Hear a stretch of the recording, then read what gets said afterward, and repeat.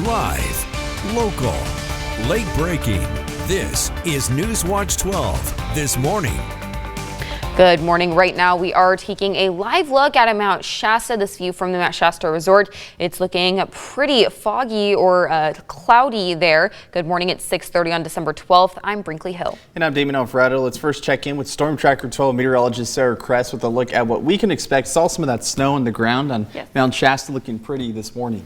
Yeah, definitely looking pretty. Saw some snow overnight, and we're tracking that as we're moving through this morning. We'll touch on Mount Shasta in just a second, but this morning we are waking up with shower activity.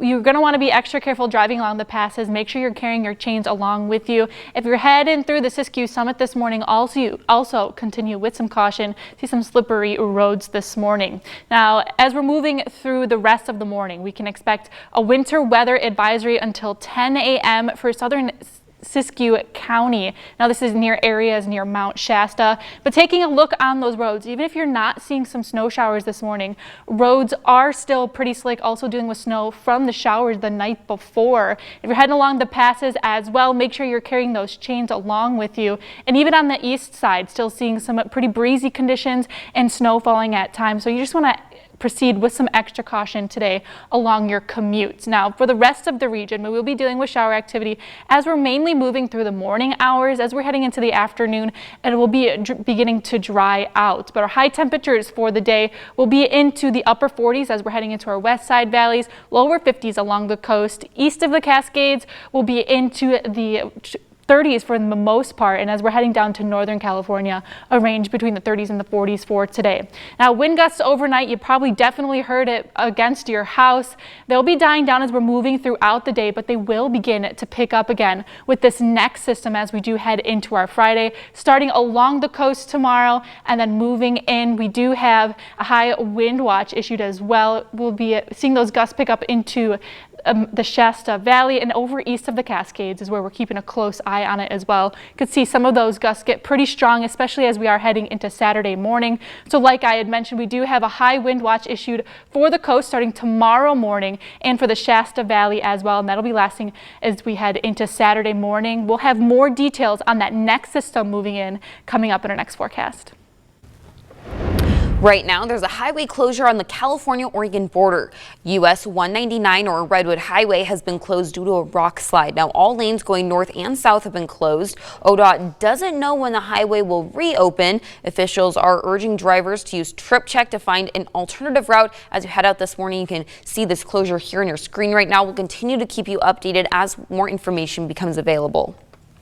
You're supposed to be a council member, the mayor, you're supposed to be the steward of the taxpayer dollars. And I don't believe the community feels that that the council and the current mayor acted in good stewardship of their money. The Grants Pass City Council approved a grant to fund the creation of a low-barrier homeless shelter, but the decision has sparked the debate among local residents and upcoming officials about how effectively taxpayer money is being used. NewsWatch 12's Samantha Gadara spoke with both the current mayor and the incoming mayor-elect about this debate. It's going too quickly. So I think councilors need to step back. They have scraped things together up until this point, and they have made it successful with the lack of support that they've had. So imagine just a little bit more what that would get them. Those were just a few citizens who shared their opinions on this grant for a low-barrier shelter in Grants Pass. The community felt it was rushed, so my intention behind speaking to the council was to ask them to take a breath, stop and ask a few more questions, get some more information so they can make a very educated guess in order to distribute this taxpayer dollars. While supporters of the shelter believe it is a step in the right direction. You can't please everyone all the time, but I think, the majority of the people, just not hearing massive outcry right now about this particular plan. Others, including some of the incoming city council members, are calling for a more cautious approach before moving forward with the plan.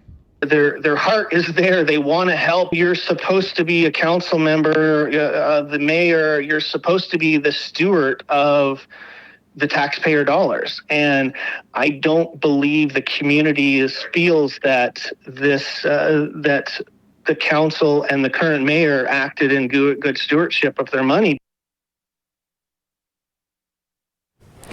New this morning, I have the case filing for a lawsuit over the Royal Oaks mobile home units. Oregon Housing and Community Service has filed this complaint, seeking $11.7 million. The two companies, Nashua Homes of Idaho and Pacific Housing Partners, are listed as the defendants for making the homes with missing parts, leading to mold and other water damages. They are also being served for not properly warranting the mobile homes after OHCS discovered the defects. Now, the 68 units currently sitting in Southern Oregon have just been auctioned. Take a look at your screens. These pictures are off of GovDeals, that website used for the auction. They show some of the damages in these units. Now, the auction was one way for OHCS to recoup some of the money lost in the investment. The lawsuit is a second way that they're trying to recoup some of that money. Now, this lawsuit is also a way for OHCS to hold parties responsible for the delay of 120 housing units for wildfire survivors. This lawsuit was filed on November 21st, so that means that the two defendants have until December 21st to file a response. The 68 homes sitting in South Medford were all bought in the two auction periods over the last few months. I'm still working to find out how much was made in that auction, but I'll let you know when I do. If you're making your way to downtown Medford, you might run into some new signs. The city has placed 17 wayfinding signs throughout downtown. These signs are aiming to make it easier to navigate downtown with maps, directions, and other info. You can find some of them at Vogel Plaza, Hawthorne and Alba Parks, and the Middle Ford Alley Garage. Now, Oregon is one of 6 states to start testing milk for H5N1 avian influenza. The Oregon Department of Agriculture says it's launching its milk test and monitoring program this week. ODA says some milk processors will start collecting raw or unpasteurized milk samples this week for testing. More processors plan to join the program in the next few weeks. ODA says Oregon dairy industry will collect test samples weekly. And new this morning, thousands of electric vehicle chargers are coming to California. The California Energy Commission has approved a $1.4 billion plan to build thousands more vehicle chargers. It's to boost zero-emission vehicle infrastructure across the state. The funding is part of Governor Gavin Newsom's California climate commitment, which includes more than $10 billion for more zero-emission vehicle infrastructure. Now, switching over to our School Watch, local students who are considering a career in medicine got a pretty unique opportunity. Take a look at this. They got to watch a brain surgery being performed at Providence Hospital in real time. NewsWatch 12 spoke to the students about their career exploration program called Brainwatch. They said it gives them a chance to learn about the human body up close. The brain surgery is helping me kind of decide if I want to become a surgeon as well, because that's also another career opportunity I've been thinking about as well. The surgeon performing the procedure actually wore a microphone the whole time as the students tuned in live. That way they could keep the audience updated and answer any questions. Students also told NewsWatch 12 it was a chance to watch teamwork in action in the medical field. Moving into a community involvement story, we're following up on the burglary of a foster outreach organization in Grants Pass. Earlier this week, NewsWatch 12 told you that bicycles and other gifts were stolen from the organization, Our Foster Kids, Inc. Community members and organizations came together to donate and assemble new bikes. We just heard of the break-in the other day, and when we got a hold of B, we just knew that this is something we need to be involved with. Most of these bikes came from the community. We did have one large retailer that gave us the bulk of the bikes.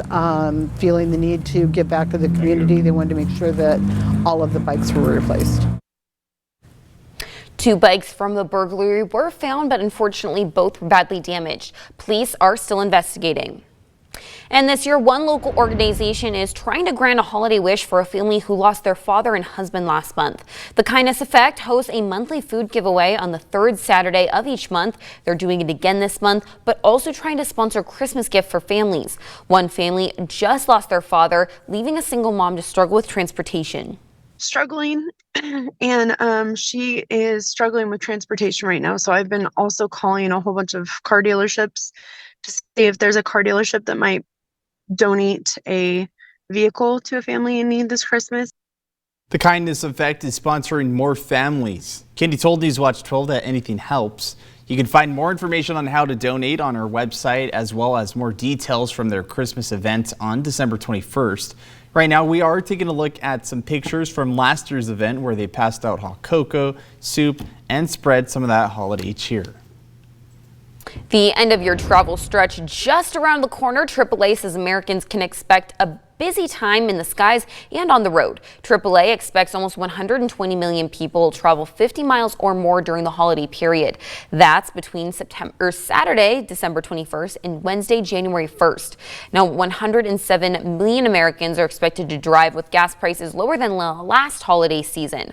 A AAA spokesperson says there's a traditional drop in winter demands coupled with new trends.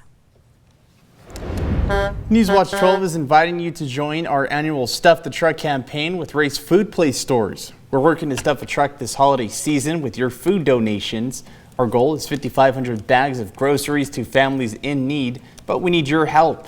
You can donate at any Race Food Place by buying a prepackaged bag of groceries for $25, then we'll take care of the rest. You can also donate in other amounts online at ktrv.com through December 24th.